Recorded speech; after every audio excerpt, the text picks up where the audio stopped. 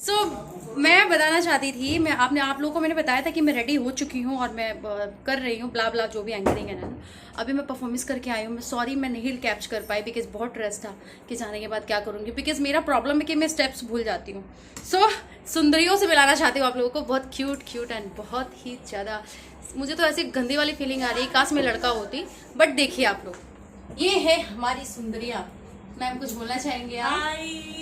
मैं प्रगति भट्ट, ये श्रुति राव और ये बोलना चाहेंगे मोहल्ला में अच्छे से हो गया।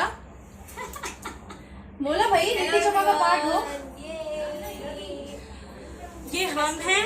कैसे लग रहा और है? ये हमारा कॉस्ट्यूम है और हमारी पार्टी हो रही है। पार्टी नहीं हो रही है, अवार्ड फंक्शंस हो रहे हैं। सॉरी एक सेकंड कट बोलो पहले सब्सक्राइब करने के लिए चैनल श्रुति राव ब्लॉग। हाँ श्रुति राव ये सब हरकतें सॉरी नहीं करेगा। Do subscribe savvy blogs. सही बोला पीछे से। बहुत तेज है बहुत।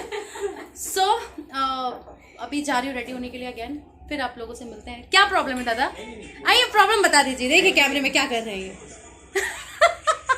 किसी को भगाना हो ना तो कैमरा जूम कर दो। रेडी होके फिर मिलते हैं आप लोगों से।